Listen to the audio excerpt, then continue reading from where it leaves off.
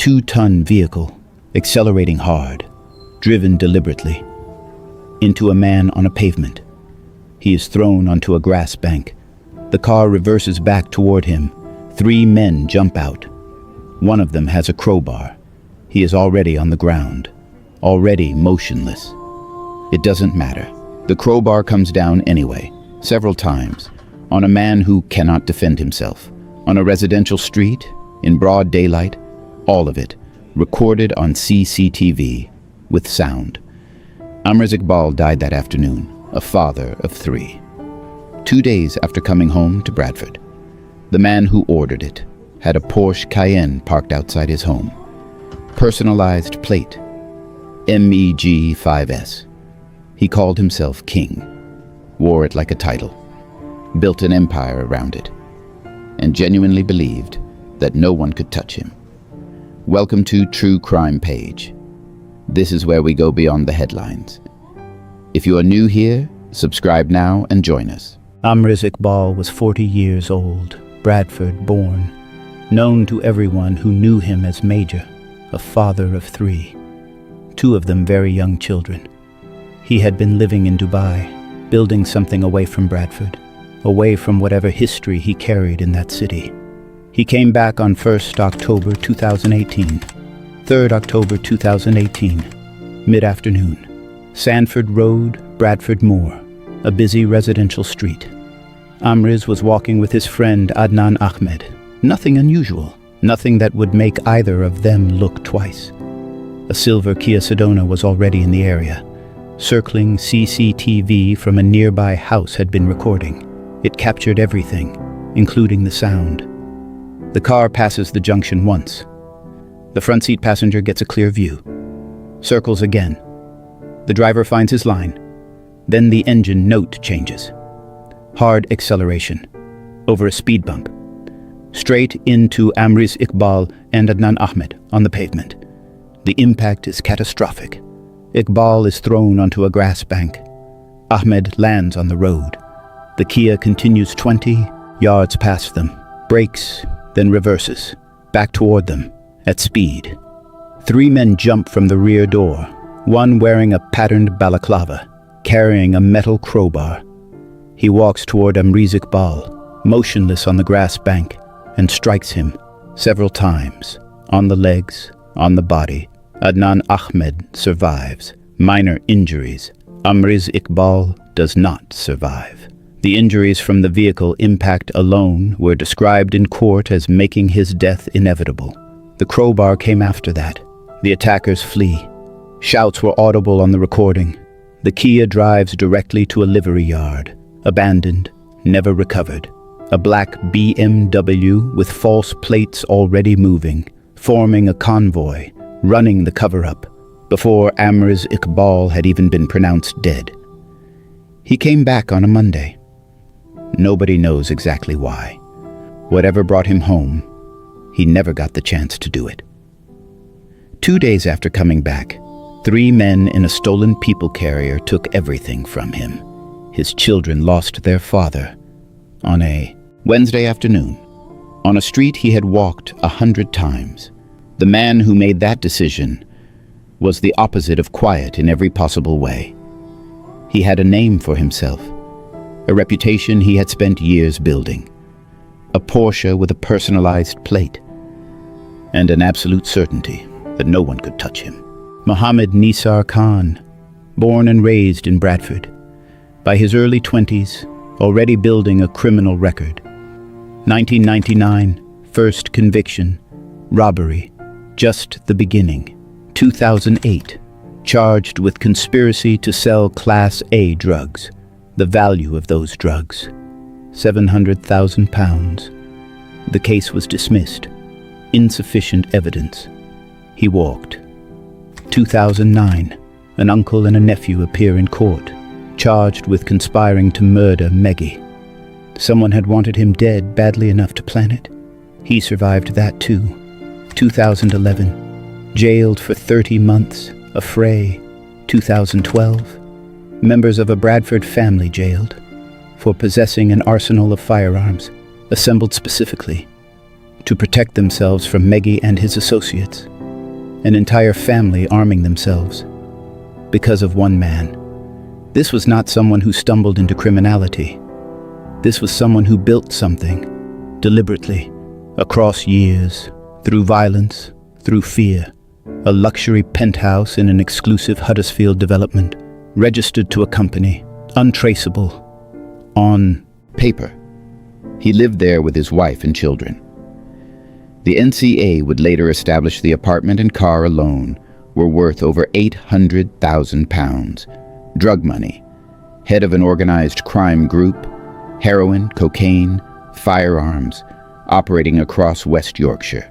The National Crime Agency's own words, not rumor, official, and then the most extraordinary detail in Meggy Khan's story, before any of it. January 2017, Yasar Yaqub, a Huddersfield gangster, shot dead by a police officer on the M62 slip road at Ainley Top. National headlines. What came out later, just minutes before that fatal shot, Yaqub had been sitting across a table from King Meggy, Café de Akbar, Bradford, a dispute over missing drugs money.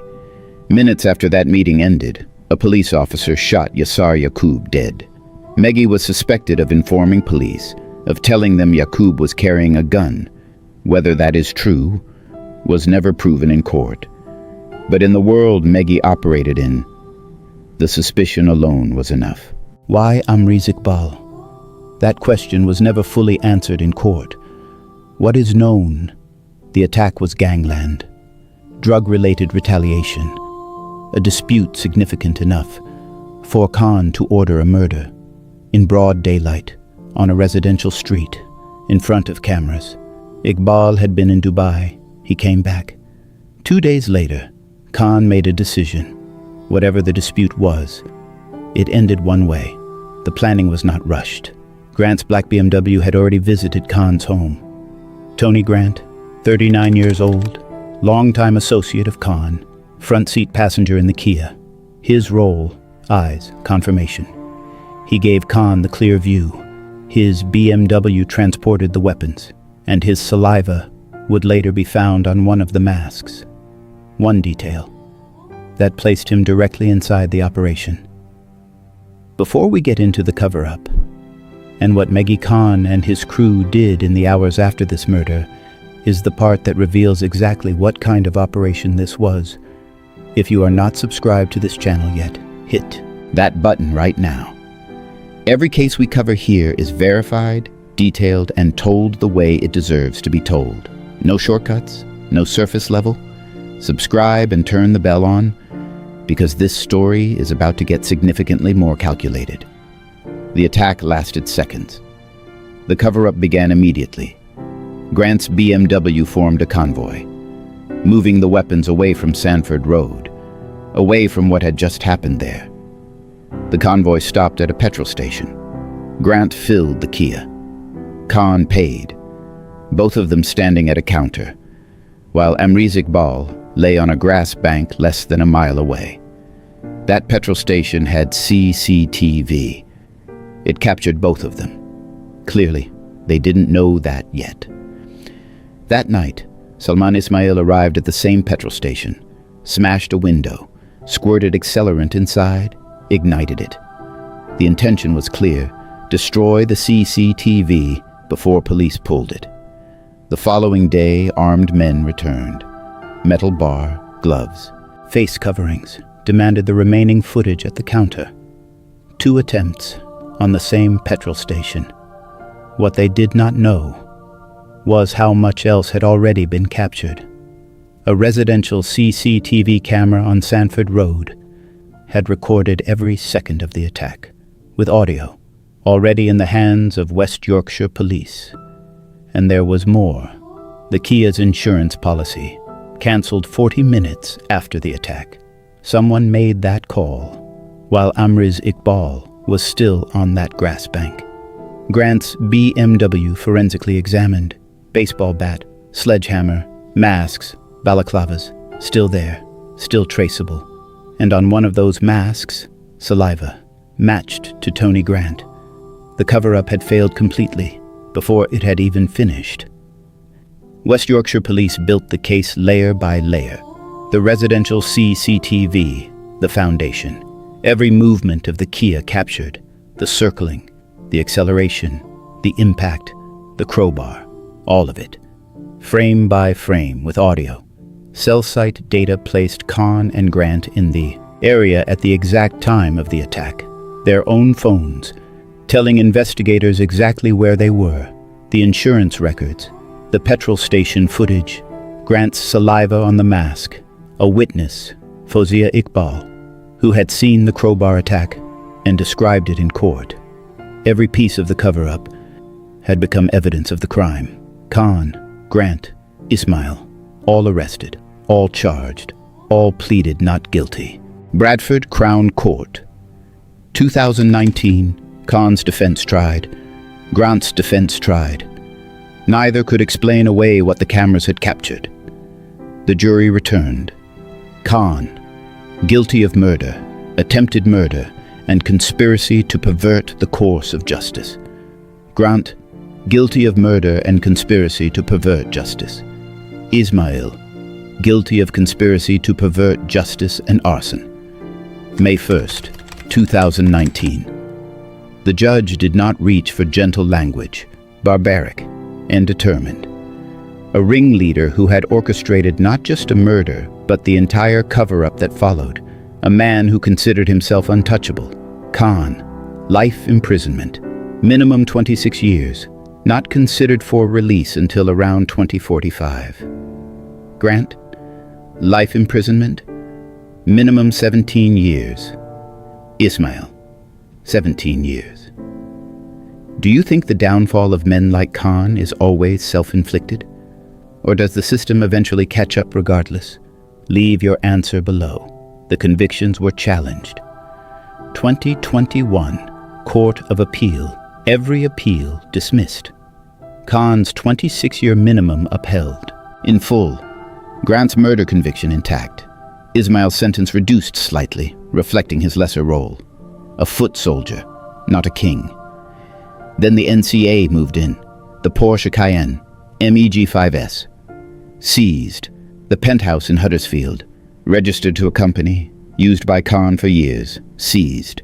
Combined value, over £800,000, connected to a wider, unexplained wealth investigation. The empire, bigger than one man, being taken apart, piece by piece.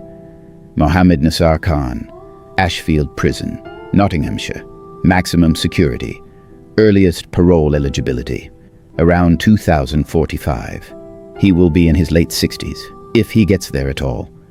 Amriz Iqbal was 40 years old, known as Major, a father of 3. He came home to Bradford on a Monday.